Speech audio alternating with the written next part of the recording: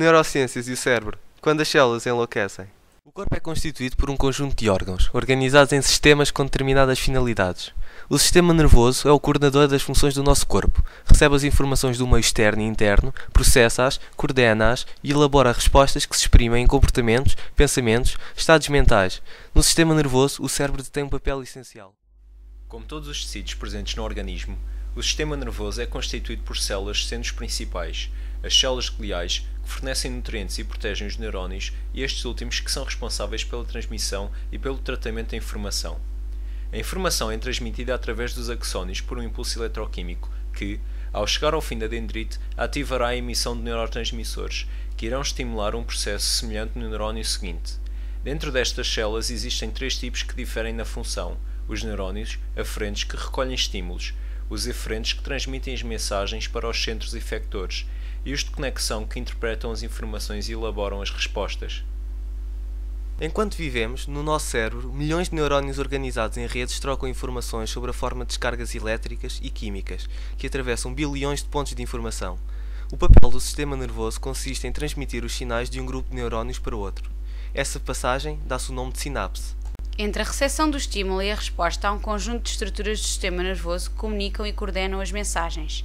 Cabe ao sistema nervoso periférico assegurar as relações entre o sistema nervoso central e outras componentes do organismo. Vamos focalizar a nossa atenção em algumas estruturas do sistema nervoso central, designadamente o cérebro. Este é constituído pela espinal medula e pelo encéfalo. A espinal medula encontra-se na coluna vertebral e é uma estrutura constituída por neurónios com bainha de mielina no exterior e por uma substância cinzenta no interior, desempenhando as funções de coordenação e de condução de mensagens do cérebro para o resto do corpo e vice-versa. A dor, a temperatura e o toque são exemplos de estímulos recebidos pelos órgãos receptores e são transportados pelos nervos sensoriais à espinal medula, que por sua vez os conduz ao cérebro, que processará estas informações em áreas específicas. Em sentido oposto, a espinal medula conduz as respostas processadas até aos órgãos efetores. O cérebro constitui a parte mais desenvolvida do encéfalo e compreende os dois hemisférios, esquerdo e direito, ligados entre si. Estes estão separados por uma fissura longitudinal e ligados por um sistema de fibras nervosas chamado corpo caloso. O córtex cerebral é a camada cinzenta que cobre os hemisférios cerebrais e onde residem as capacidades superiores dos seres humanos. Cada hemisfério é constituído por 4 lobos que, apesar de especializados, atuam de forma coordenada e complementar em determinados processos. Os lobos occipitais responsáveis pela visão, os lobos temporais responsáveis pelo processo de análise auditiva, o lobo parietal responsável pela recepção de sensações e o lobo frontal, onde fica o córtex motor.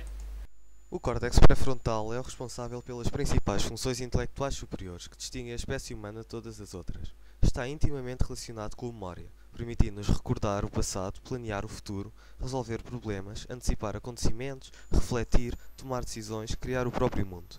Estas áreas são o grande organizador do pensamento reflexivo e da imaginação. Para além de assegurarem as funções que referimos, permitem tomar a consciência delas. Contudo, para além das funções que descrevemos, as áreas pré-frontais envolvem complexas relações com as emoções.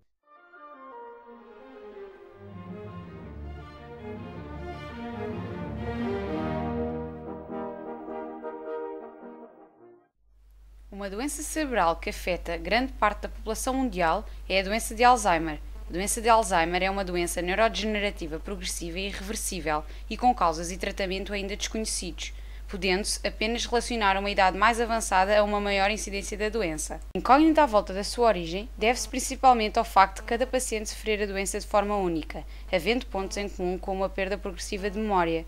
Este costuma ser o primeiro sintoma, seguindo-se progressivamente a deterioração de outras funções mentais que levam à completa ausência de autonomia do paciente.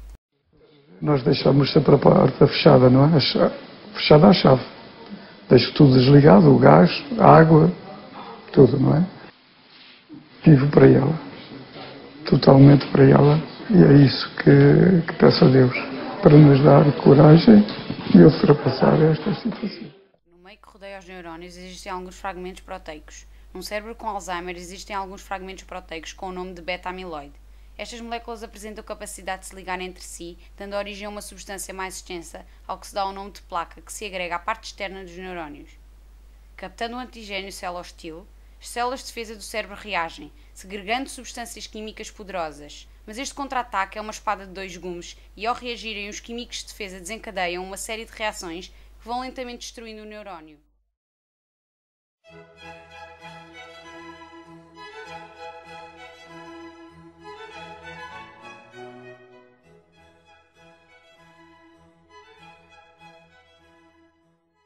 O cérebro era visto como uma caixa negra cujo conteúdo era impossível descobrir.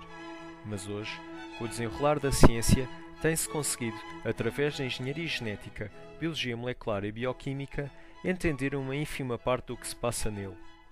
Ao começarmos a entender o seu funcionamento, estamos um passo mais próximos de perceber as nossas potencialidades e os mecanismos que despoletam enigmas como a doença do Alzheimer.